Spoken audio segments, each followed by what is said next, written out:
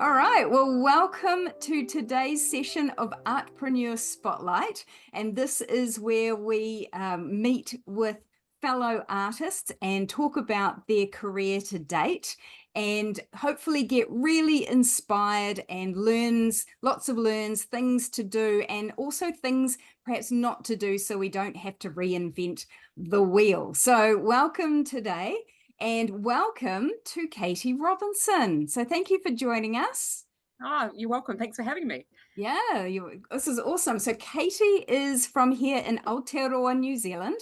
And Katie's work practice, I guess, is a little unusual because Katie divides her time at the moment between two studios at opposite ends of the country. And right now, Katie is basking in the sunshine of her studio here in Auckland, in Tamaki Makaurau, which is in the North Island of New Zealand. And then she flies away to one of the most beautiful spots in the country in Otago. So, Katie, do you want to just tell us a little bit about why you split your time between the two studios and what impact that might have on your art practice? Yeah, so Otago is actually where I was born. I grew up down there, and my holidays were spent in Central Otago. So I'm really drawn to that part of the world, and I keep getting pulled back that way. But my family is here in Auckland, and this is where my two boys are at university and where I've worked for the last, I guess, 25 years. But as time goes by and as the boys are getting older, I'm spending more. We've got what was a holiday house, but is becoming a second home. And as time permits and as they permit, really, I'm spending more and more time down there. So I love it. And hopefully, as time passes by and the years pass by, I will spend more and more time. The balance will shift. And so I'm right in the middle of kind of doing that now. It's so exciting. Oh, that's And fantastic. yeah, And so no, it's very cool. how does that impact on your art practice? Because you've got your two studios. Mm. And I know, because I know that your style or what the subject matter of what you choose to paint changes depending on the city that you're in. Tell us a little bit more about that. Completely. So when I'm down there, I have a lot more time, obviously, the boys are here. Um, and my husband is down there currently, but we swap about.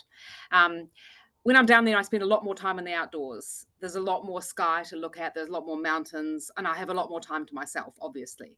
When I'm here, I'm much more busy in the home area. I'm much more in a city. And I'm really inspired immediately by what's around me. So when I'm down south, I paint big skies and mountains and light and water, and I paint big paintings. And when I come back here, I paint smaller paintings and I paint domestics, and it's just what comes at me at that time. My language is color, and the same color themes keep coming back. But yeah, the what I paint and how I paint them is really different in the different locations. That's interesting. Interesting too that you say the size changes, Yeah, isn't it not interesting? just the subject matter. So where do you think that one came about with the size? I think I'm just more free there. And also because there's no one else in the house when I'm there, or my husband is there sometimes. I've got a studio, but I bust out of the studio and go into the living room where I can have the whole space to myself. So I can set up big canvases there and I can leave them there. And I stand there looking out at the sky and things, and I'm just drawn to bigger strokes and bigger brushes and just being more, I don't know, active with it. Yeah. Here it's much more, seated, or I stand at an easel as well, but it just feels smaller, you know? Oh, Yeah, it's funny, isn't it? really interesting too. And I have to comment too, you've got a very distinctive style, and we're going to show some images of Katie's paintings through this session. But you have a very distinctive style. There's no doubt that you can look at your paintings and go, that's a Katie Robinson. And part of that style is your color palette that you've talked about just there. And Yeah, your yeah. color palette is you use a lot of blues and purples and pinks, and it's very you're not trying to be realistic in your representation. Where did that color palette come from? Because I find that quite fascinating. I think there's a couple of influences actually. Um, Again, Central Otago, when the sky is blue, it's really blue. And when it's autumn and the leaves are turning, they're really red and they're really orange. There's no kind of mucky brown amongst it. It's one or the other. There's Wow. bright jewel colors. And also, I've always been into color ever since I was little. And I think as soon as I could dress myself and dye the color of my hair, um, I really like jewel colors, the jewels. So greens of sapphires and blues of, no, sorry, greens of emeralds and blues of sapphires and things like that. So look what I'm wearing. These are the colors I love. And I have done things like tried to paint a hyper realistic painting of a landscape in the colors that the landscape is, sometimes when it's not those colors. And it's like I turn away and I look back at it and suddenly it's blue and purple. Somehow in that process, I've converted it back to my old colors. So I like the challenge of moving away. I've had friends who've said, try this palette, and I've had a great time doing that. But I do tend to gravitate back to the same colors. Oh, there's nothing wrong with doing what you love, isn't it? Because if you're doing what you love, the love shows on the canvas. So, Yeah, I think so. I think you've captured that really well. Now you have a very what I would call non-conventional, possibly, background to your art career to date. You started first in science, and then you've gone into the more legal profession. So can you tell us a little bit about that and how you've moved from these the professional services and scientific side and into the art side? Yeah, so I studied at university. I studied science, and a lot of it. I've done a PhD ultimately in chemistry and engineering and stuff, and that was what made sense and was logical to me back in those days. Things were black and white, right or wrong. There's arguments in there, but pretty much it was a right or wrong, black or white kind of world. And then I moved from that to the legal field where I was a patent attorney. There's a bit more argument in there. You're starting to push the boundaries of questions. Things can be argued and things can be construed with a bit of generosity. And I feel like that's where now I've gone full kind of circle to the other side, where things are now no longer, well, they are black and white in my land. They're blue and purple and contrasts, but they're not. Everything is kind of up to interpretation. And I really enjoy that. So I feel like it changes the way I look at things and the way I perceive the subjects of my paintings, I suppose. I studied chemistry, but I did a lot of physics and geology as well. So I've always been fascinated in the landforms and the hills and the valleys, and where did this valley originate and what was the geology. And I think I look up at a scenery and think, where did that come from? How was that created? What's the chemistry of why is the earth that color? And why is the shape of the valley that way? And also seeing the light in the way the light is reflected and bounced back, and that's physics. So I suspect I see all the same things that other artists do, but I think I come at it from a slightly different perspective. That's lovely. You've written here, I read here, your artistic evolution continues to be driven by your scientific roots. Is that along the lines of what you're saying, that the way you observe nature is how you're interpreting it in your paintings? Is that? Yeah, I think that's it. And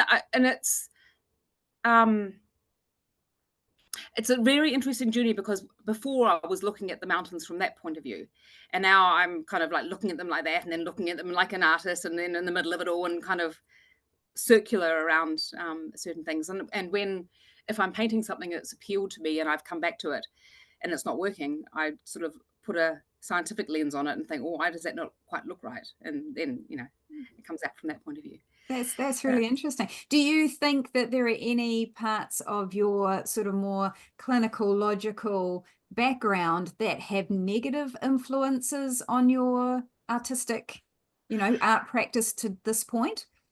I think that had I been doing this right when I was amongst all of that, perhaps, but it's been a journey, and I feel like my brain actually is not adapted to do the detailed. Like, I specialize in nanotech, small, very small, intricate things, and I feel like I've converted my brain somehow to a different person with that background. Yeah, Yeah. that's awesome. Do you think now, knowing now what you know now, that you know all this artistic creativity that's inside of you, if you could go and do a do-over in your life and go back to your teenage self, ready to pick the subjects of what you wanted to do with your career, do you think you would have made a different choice? It's very interesting because I often ask that of people, and when I've gone a fair far through, sort of turn to someone and say, if you could do it all again, what would you do? And I don't regret anything. I think having come from where I've come has allowed me to actually embrace more about what I'm doing now. I mean, it's also given me more of a financial background because I have a part-time job in that area, and so I'm able to fund myself. One thing that I would say can be a disadvantage at times is the fact that I do classes and I have some great teachers, but I've never been classically trained. So there's a lot of basic art theory that I don't understand, or that I've learnt and picked it up, and someone will say to me, well, duh, that's a basic art principle. I'm like, well, I didn't know that. And so I feel like that's a bit of a disadvantage sometimes with other people and how other people perceive you. What art school did you go to? And why I didn't. And And yet, Katie, like I said, you have a very distinctive style. And maybe that may not have been so you if you had been more classically trained. yeah, and I So, think that's probably right, actually. Yeah, yeah, yeah. And I didn't study art history. I knew nothing about artists. When I was studying, I was in Europe. That's where I did my final degrees and stuff.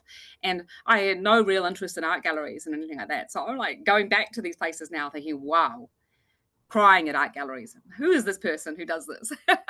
Yeah, incredible, isn't it? So inspirational, yeah.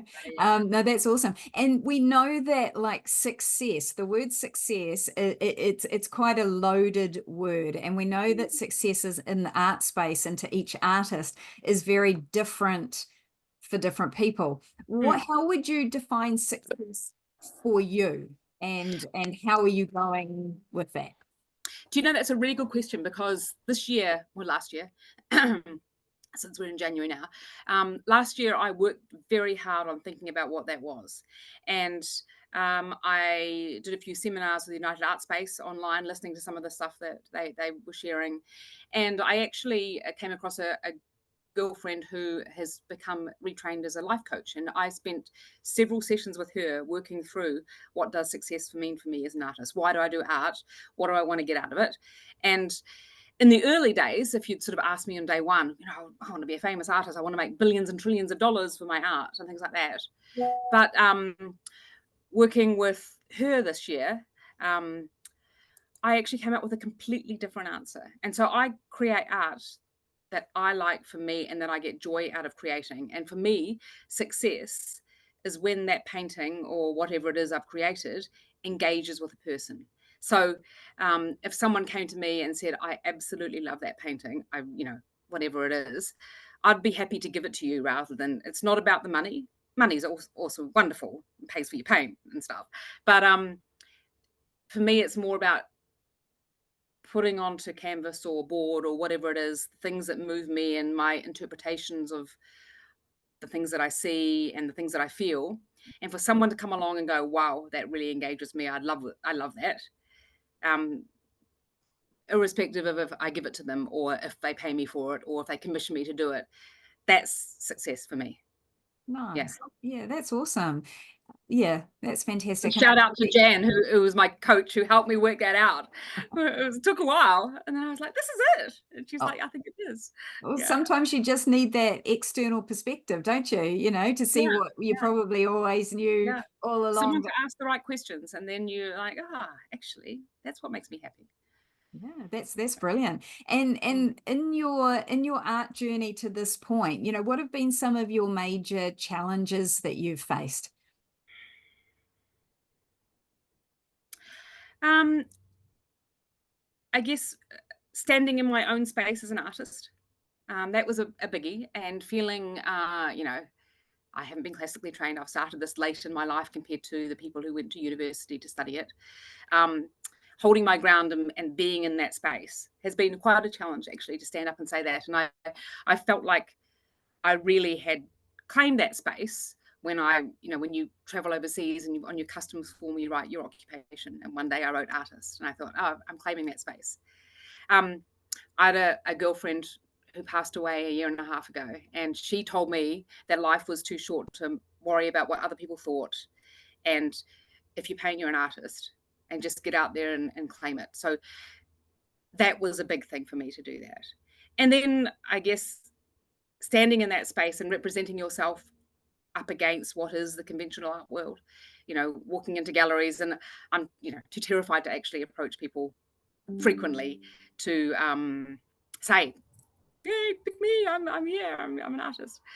So those things I find interesting. But I've done what my friend Heidi suggested and gone and throw myself out there. And that's been the greatest gift, really, as well as the biggest obstacles. Yeah. Oh, that's fantastic. And was there sort of any moment that you can think of in your art journey that didn't go as you expected or as well as you would have liked? And what did you kind of learn from that? Yeah. So some of that is I did some submissions to exhibitions, and not understanding the process that these things go through and what you need to do to actually have a painting suitable of being in an exhibition and becoming a finalist in a particular award. So a couple of times once I submitted a painting to an award and they knocked me back, and I was kind of like, as a right, aren't I? Why am I not here? And then the following year, after some more thinking about it, how I present myself to people, how I am as an artist, and then also probably in that year developing my skills and spending more time in my work, I got into that exhibition as a finalist, and so I was delighted. I think that's really one of the other major challenges, I guess, in the early days was my first works were black and white ballpoint pen paintings of silhouettes.